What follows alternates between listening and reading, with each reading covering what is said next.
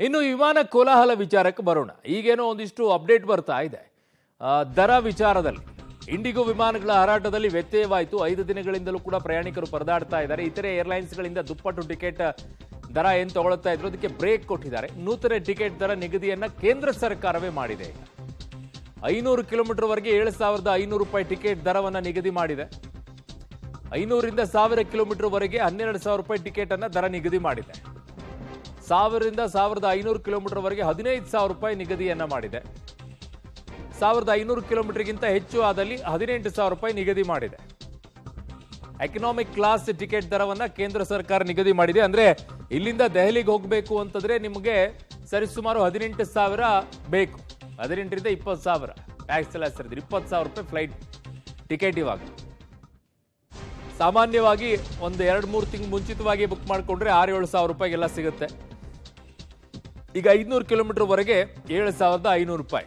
ನಿಮಗೆ ಇಲ್ಲಿಂದ ಹುಬ್ಬಳ್ಳಿಗೆ ಹೋಗಬೇಕು ಅಂತಂದ್ರೆ, ಬೆಳಗಾವಿಗೆ ಹೋಗಬೇಕು ಅಂತಂದ್ರೆ 7,500 ರೂಪಾಯಿ ಪ್ಲಸ್ ಮೇಲೆ ಟ್ಯಾಕ್ಸ್ ಹಾಕುತ್ತಾರೆ. ಅದೊಂದು 8,000-8,500 ರೂಪಾಯಿ ಆಗುತ್ತೆ.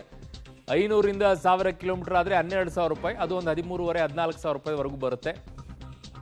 ಇದು ಇನ್ಕ್ಲೂಡಿಂಗ್ ಟ್ಯಾಕ್ಸಾ ಏನು ಕತೆ ಅಂತ ಹೇಳಿ, ಫೇರ್ ಚಾರ್ಜ್ ಎಷ್ಟಿದೆ ಅಂತ ಹೇಳಿ. ಅದಾದ ನಂತರ 1,000 ಕಿಲೋಮೀಟರ್ಗಿಂತಲೂ ಕೂಡ ಮೇಲ್ಗಡೆ 1,000ರಿಂದ 1,500 ಕಿಲೋಮೀಟರ್ವರೆಗೂ ಕೂಡ 15,500 ರೂಪಾಯಿ ಟ್ಯಾಕ್ಸ್ ಇಲ್ಲದೆ ಇರುವಂಥದ್ದು. ಹಾಗಾಗಿ ಇದಕ್ಕೆ ಮತ್ತೆ ಇನ್ಕ್ಲೂಡಿಂಗ್ ಟ್ಯಾಕ್ಸ್ ಆಗುತ್ತೆ. ಅದೊಂದು 2,000-2,500 ರೂಪಾಯಿ ಆಗೇ ಆಗುತ್ತೆ. ಅದರಲ್ಲಿ ಅನುಮಾನನೇ ಬೇಡ.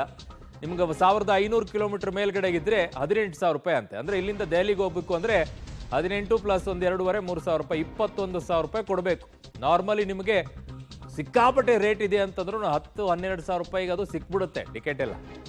ಎಷ್ಟೇ ಇದರಲ್ಲಿ ಹೋಗ್ತಿದ್ದೀನಿ ಅಂದ್ರೂ ಈಗ 18 ಪ್ಲಸ್ 3 20,000-21,000 ರೂಪಾಯಿ ದೆಹಲಿಗೆ ಹೋಗಕ್ಕೆ ಕೊಡಬೇಕು. ಅಬ್ಬಬ್ಬಬ್ಬಬ್ಬ, ಸಿಕ್ಕಾಪಟ್ಟೆ ರೇಟು.